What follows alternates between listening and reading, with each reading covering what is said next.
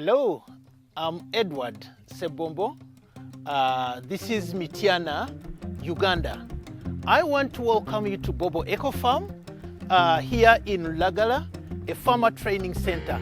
So please come with me and I show you Bobo Eco Farm.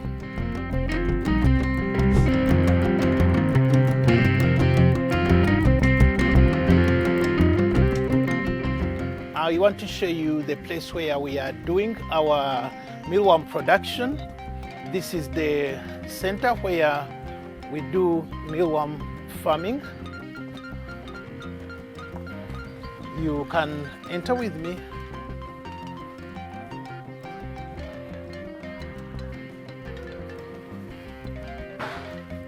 This is our mealworm rearing facility.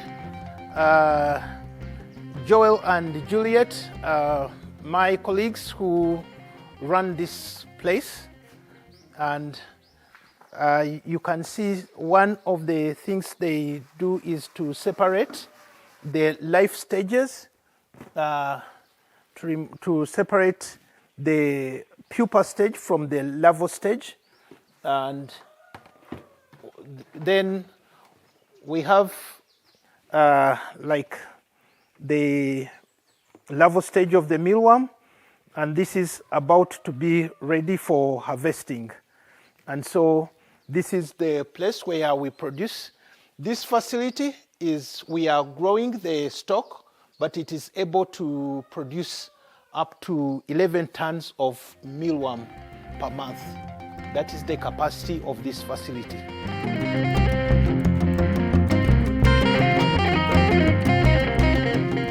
This is the yellow mealworm. It's called Tenebrio molita. And it's full of, it has over 60% protein. It has a lot of protein content, and this is good for human consumption. And we are promoting this, the growing and the consumption of mealworm in communities and in the schools. Mealworm is easy to produce because we use some of these things in the community which we no longer need to use, like a maize bran, the byproduct of making posho from maize. These are pseudostems of bananas. They use them as a source of water for their consumption. And so things we wouldn't need, we use them to produce, and we are empowering communities with this knowledge and with the kits to see that they can produce and improve their nutrition. They improve their health and also their incomes because they can sell this and get money.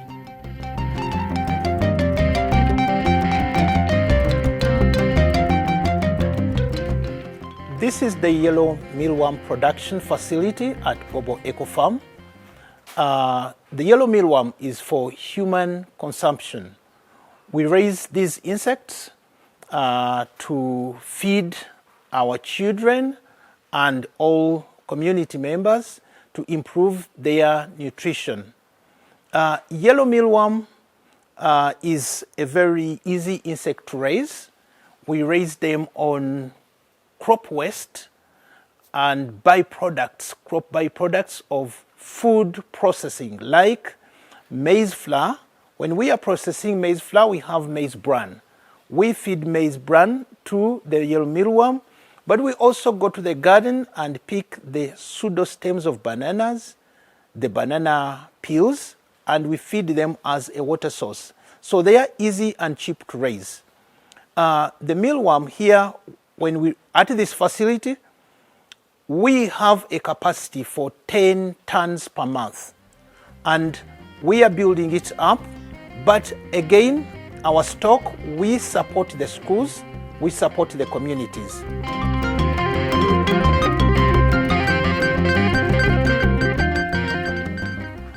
We support already 200 smallholder farmers to produce yellow mealworm for them to improve nutrition in their households.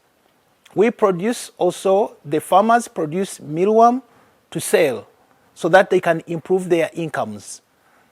And So we support the farmers. We bring them for training, the lead farmers. We train them, and then they go and start producing. And we follow them up in the community.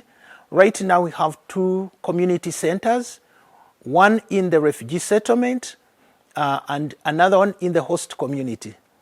We support the refugees to see that they produce enough nutrition for themselves, especially that the humanitarian system is fatigued. They can't feed them all, and they have cut the food ratios they give them. So we have come in with yellow mealworm to ensure that we boost their nutrition and also their livelihoods. Now, we also produce mealworm and give startup stocks and kits to 10 schools, 6 schools in the refugee settlement and 4 schools in the host community. Those 10 schools, we are supporting 21,000 kids to have their nutritious meals at schools. We want to fortify their monotonous maize-based porridge at school. And the reason is that kids, most of our kids in the communities, there isn't enough food, and they are suffering from poor nutrition. They spend most of their work hours at school. And so we have designed a model whereby schools can sustainably produce mealworm to feed the children. The children are at the center of mealworm production in the schools, supported by their teachers. And the parents send the food, the feeds they give to the mealworm. And why are we raising mealworm in schools? In the schools, our children are learning about how to produce health foods, health food systems, food system production that does not endanger the environment. And mealworm, when you feed mealworm, it produces frass, the byproduct of raising mealworm, the spent substrate. And then the spent substrate, the children pass that into the school garden and raise food. And then the other products which they can't eat from the garden, which would be the waste, they come and feed it back. And we teach them about the interdependency of all, an ecosystem, the proper way we live with each other and in the environment, a zero waste management system.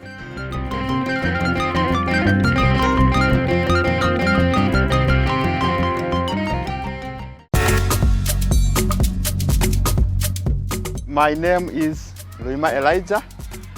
I am the head teacher at Itamba Primary School, one of the schools supported by Bobo Eco Farm.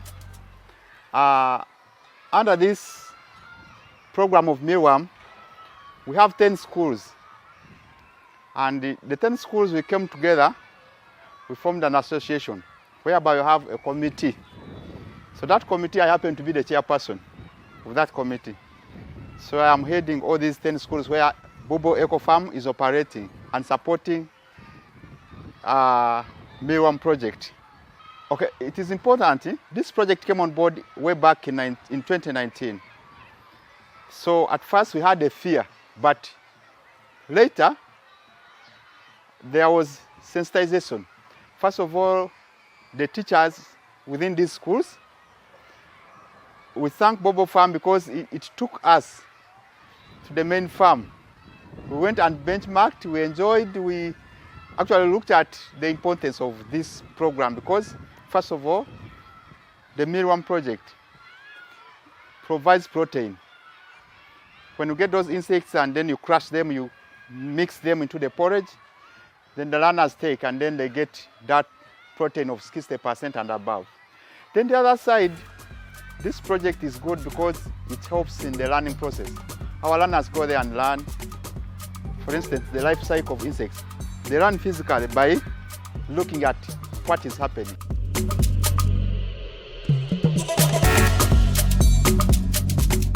At first it was hard, but later, Bobo Farm helped and did sensitization.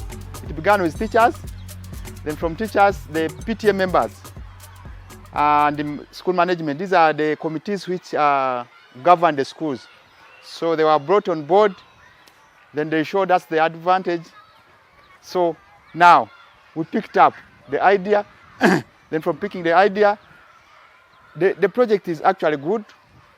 They embrace the project. So, and they are supportive. They are even coming here. They come and support in terms of bringing the feeds. So we are okay with it. We have faced a few challenges like our construction there. We normally get, we call them predators, like the rats. They come and eat our insects. But otherwise, we are trying very much. Then the other challenge is care itself during holiday.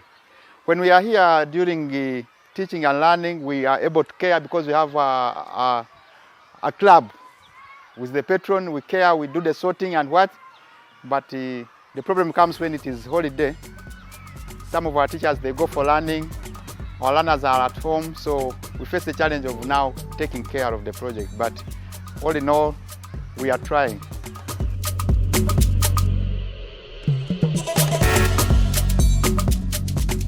We are teaching the kids how to produce health food, but also the mealworm production facilities, and helping them to know how to consume health foods.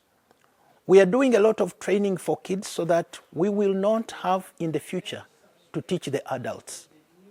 And so in schools, we also use them as learning centers. So we are encouraging the schools to integrate mealworm production in the school curriculum so that the mealworm production centers are actually also science learning centers in schools. They are learning about the science of insects, living organisms, the life stages of insects.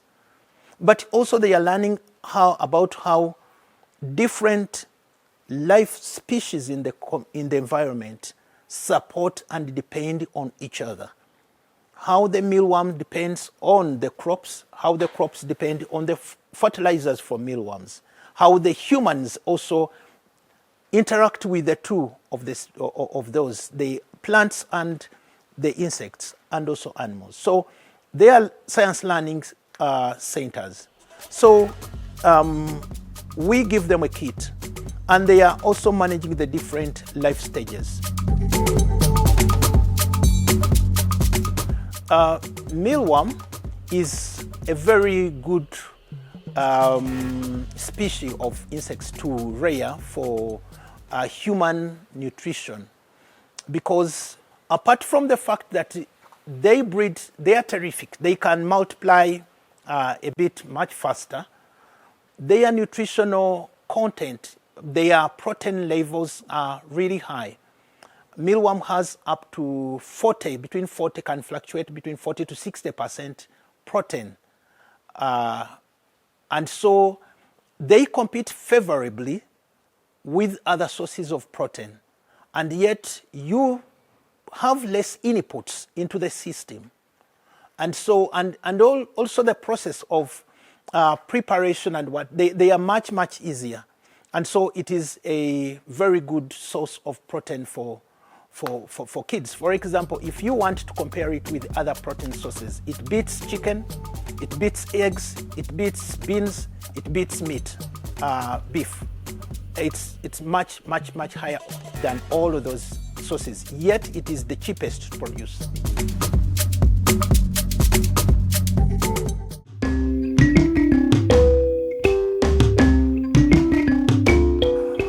In mealworm production, it has the 4 life stages from the egg, pupa, larva, and adult. The adult, the duckling beetle, they are really easy to breed. They feed on, you give them a dry food to eat and also a wet sauce.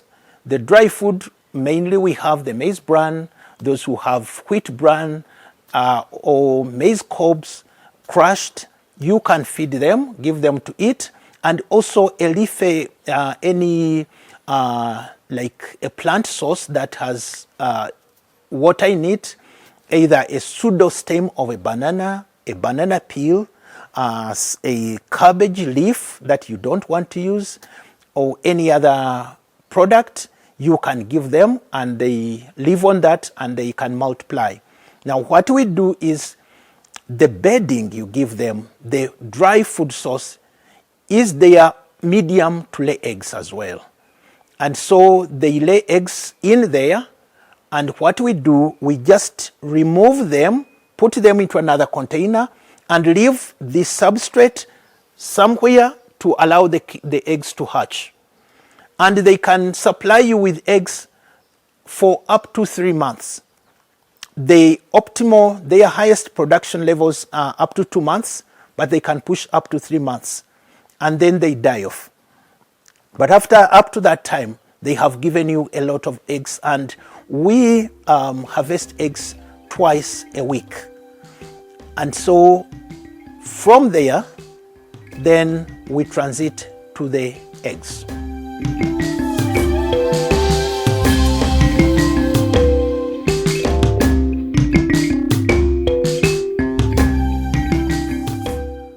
Now, the eggs are easy also to handle. You don't have to do anything apart from separating them from the beetles, their mother. Because if you don't, the mother actually will start to feed on the eggs themselves. And so you separate them. When you separate them, they need a range of temperature. Not below 20, they will do very well.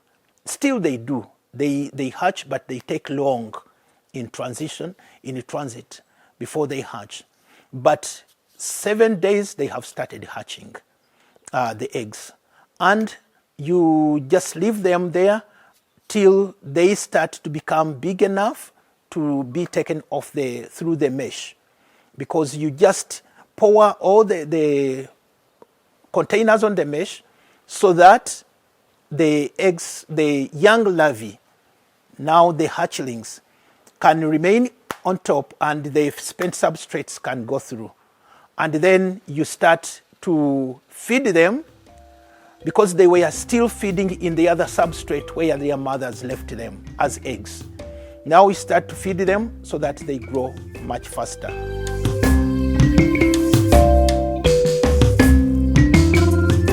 Okay, the next stage is the larval stage. This stage is where we still feed them the way we are feeding the duckling beetles.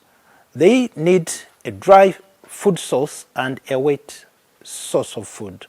The dry food source may be, for example, in this environment, it's the maize bran, but can be the wheat bran, can be the cobs of the maize or corn, but they should be crushed. The water source may be any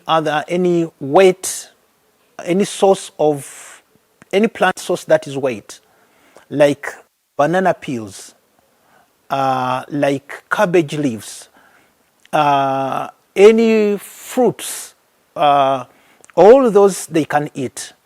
And also you can dry certain things like sweet potato peels. They can then eat them as a dry food source. Now, we said also we have to separate them from the spent substrate every week. When they finish eating everything you have given them and see they are like dust, then remove and put new food. We give them weekly. And then we give the water source twice a week. We avoid giving them too much. We also avoid causing any injury, because when they are injured, they will turn black, die or get sick, and also others.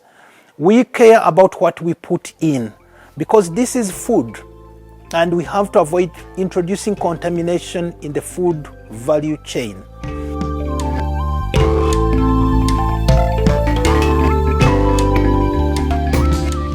And so when you are giving them any substrate, make sure they are clean, because they will introduce either diseases to mealworm or they will contaminate the process. And so in 8 weeks, then we harvest.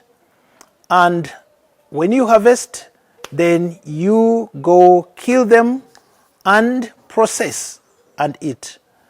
What you do, you can clean them in water. Clean, just normal clean water. First, at the process of harvesting, sift them out of their feed substrate, the spent feed substrate. Then put them in clean water, clean them, and for us in a local setting, just put in a hot saucepan and start stirring,